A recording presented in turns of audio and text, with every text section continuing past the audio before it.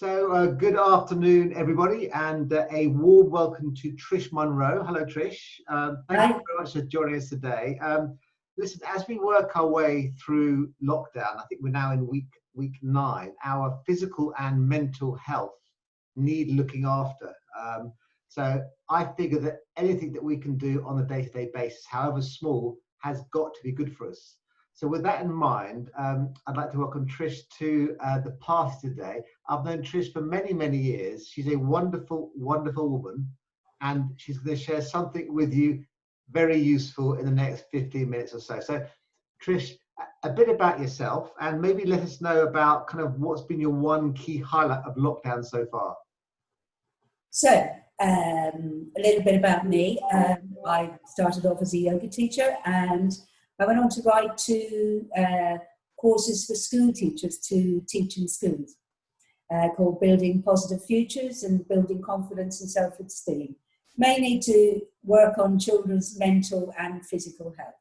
So currently we have over 1 million children in the UK practicing my routines.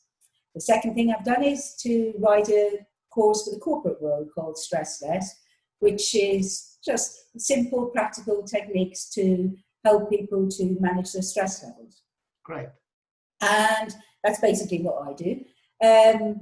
One of the highlights of COVID for me at the moment is that I have been able to put into practice all the things that have been going around in my head for the last few years. I've loads of ideas, lots of things that I wanted to do. So I felt it would be better for me at this stage that I use the time to plan for the future rather than stress too much about what's going on now. So all those ideas that are in my head are now currently a work in progress.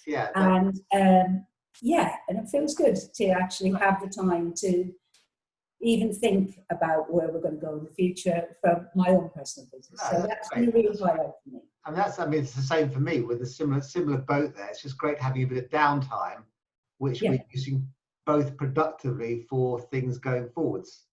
Yeah, so that's great. So thank you for that. It's really clear. And so listen, over to you now. Just tell us a bit about what you do in say, practical and pragmatic terms. Okay, so I think there's many things that we can do on a very simple level. Let me say, everything I do, I try to keep very simple and very short. So I find that people are more likely to carry on and do things if they're easy. If you make it too complicated, we all find excuses not to do it. So the first thing, one of the really great practice to do that anybody can do is to practice gratitude. And sometimes the best way to practice that is when you open your eyes in the morning, before you even get out of bed. Just set the day off in the right way. Just think about all the good things you have in your life. So rather than focus on what you haven't got or what you can't do, focus on what you can do. And you can start with something basic like a warm bed. You can be thankful for your partner, your children, your pets. Anything you have in your life that's a positive thing. And once you start to say these things, you realize how much you do have and how much we all have. And just start that focus. So by the time you even get out of bed, you feel better. You've started the day in the right way. And how simple was that? Just tiny, tiny little thing. And maybe every day you can think of another thing. But so then you keep and you start your day in a positive way. So you're up, you're out of bed, and you're now already in a better place. And let me say, that's not a good practice for adults. It's a very good practice for children as well at this point in time to get them to look at that side, to be grateful for what they have. So that's my simple start your day practice. Quick question though. So I get that, it's very simple. Now, if I'm beginning to do this tomorrow for myself and I wake up, I'm a bit stressed, do I need to sort of remind myself to do it, or do I just automatically think I've got to show some gratitude? Or so how do you remember to do it? Well, the one thing we've all got is a mobile phone. Okay, you can set that to a reminder. You can set your reminder app to say be grateful. Okay. That is the simplest and easiest way to do that. Or you can have a piece of paper. You have to. The thing is, we've got to constantly remind ourselves to be positive. It's easy to to let things slide. So whenever you're doing anything for your mental health, you have to constantly remind yourself. It's not something that happens and stays fixed. You have to keep doing it. You have to keep practicing positive things to help maintain your mental health. Definitely. Clear. Thank you. So the next thing I would do, or suggest we would do, is that we, before, if you are working at the moment, or when you do go back to work or whatever, is again to start our working day in the right way. And sometimes that is to set and to focus our mind. So to get the most out of our work and to how we work is to help ourselves to focus properly. So to do that, we have to clear our mind. Okay. And for me, the most important thing that we need to do is to firstly learn how to breathe properly. A lot of us don't breathe properly. We don't get enough oxygen into the body, and breathing exercises can be a wonderful way to start your day and help you to focus and clear your mind. They can also help you to recharge and rebalance your energy at any point in the day. So there are some very simple things, and mainly the most things people do wrong is they don't breathe properly. So the correct way to breathe is to breathe in and out of your nose. And that's, for a lot of people, can be very, very difficult to do. There's a very simple tip that we've got to help you do that, and that is, if you keep your mouth closed, you will automatically breathe in and out of your nose. So one of the best things we can do is a simple breath called abdominal breathing. So you're breathing into the bottom of your lungs, okay? And so just before you start your day, if you set yourself up by your computer, sit yourself down, put your feet firmly on the floor. I'm doing this, by the way, Trish. I'm doing this right now, so I'm your guinea pig. Good, that's good. We'll do it together, shall we? Okay, yes. Okay, so one of the things, so just to make it a little bit easier, if you place your hands on your tummy, okay, you can, just to help you concentrate, have your middle fingers touching if you want, but again, it's not necessary. So remember what I said. Rule number 1, keep your mouth closed. We're going to draw your tummy muscles back to your spine and breathe out through your nose. And when you breathe in through your nose, your tummy should rise underneath your hands. When you breathe out through your nose, your tummy should fall. Now, there'll be a lot of people sitting thinking, that's not what's happening to me. But again, we're going to try that again. So draw your tummy muscles back, breathe out through your nose.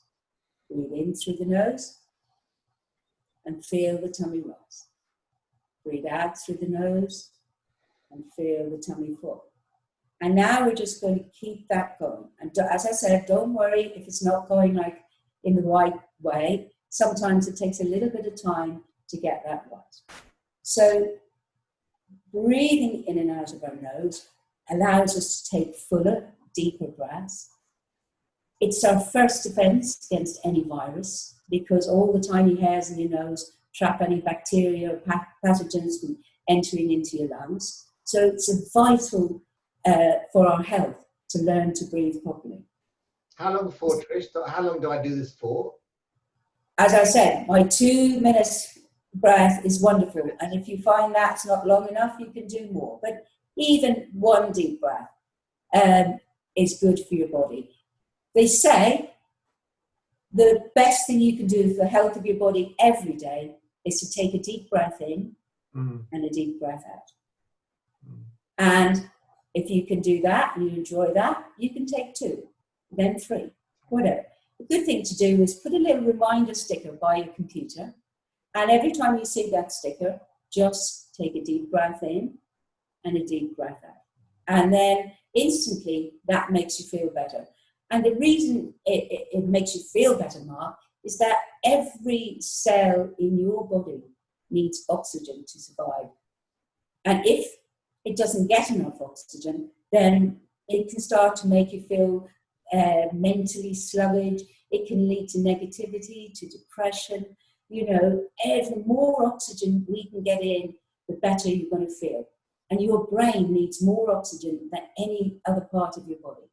So fundamentally, basically, what we're saying is that the whole act of breathing is good for you physically and biologically. It's as in, it's not just to keep you alive, but it's just kind of good for every single cell in your body.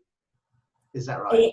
In all my years' experience of doing yoga and doing mindfulness, doing different things, I would say that breathing is the first and the most important thing that you can do to improve your health, to increase your lung capacity, to get more oxygen into the body. It's a no-brainer. It's going to help you feel good, and it's going to help you feel much better. You know, it's simply put, your breath is the most powerful tool that you have. And I'm not sure if you're aware that if you breathe only 6 times a minute, it's absolutely impossible for your body to feel any tension. So think about that.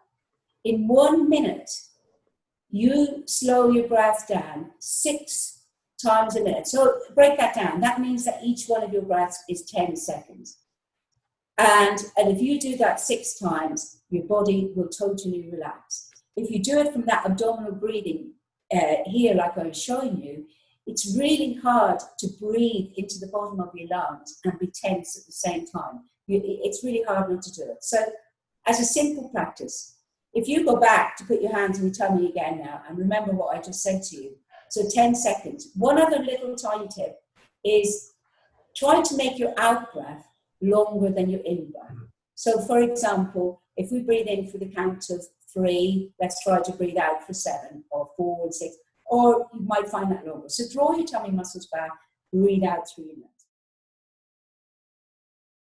So we got gratitude, now we've got our breathing. Okay. So we can, throughout the day, let me say it's another little thing, just to give you another little tip, is how you sit at your computer every day. Every one of us can help ourselves feel better. Yeah, exactly. You know, a lot of people hunch over. When you hunch over like that, it limits the amount of air you can get into your lungs, so it's not good for you. So make sure that when you sit at your computer, that your shoulders are back and down, the top of your head up to the ceiling. And for your neck, a very simple thing, watch your chin. A lot of people sit with their chin out. Pull your chin in and the crown of the head up. So now you're sitting better. And when you breathe, you can get much more air into your lungs simply by, again, just starting at your computer, sitting right. Be aware of how you sit at your computer. Really, really important. Throughout your day, do a few simple little things to, you know, to make your body feel better. We hold a lot of stress in our body, so it's good to do some simple little stretches that make your body feel better as well. So just from sitting on your chair, you don't have to move anywhere. Again, as I said, your neck, try and keep your chin in, crown of the head up. Just simply turning your head over to the right. Mark, you can do it with me. And then all the way over to the left. And then back to the center. Go back over to your right and look over your right shoulder and just hold it there for a couple of seconds. And now think about dropping your chin down towards your shoulder. And again, you'll feel that stretch in your neck. Lift your chin up, back to the center. And over to the left, look over your left shoulder. And again, drop your chin down to your shoulder. Lift the chin up and back to the center. Nice and simple. Another good thing, just keep your shoulders relaxed, is to drop your right ear down to your right shoulder. And then you can hold it there for a few seconds, and then your left ear to your left. Again, so you're just stretching the side of your neck. Back to the center. And then drop your head back. So your chin is in the air, so you feel the stretch in the front of your neck.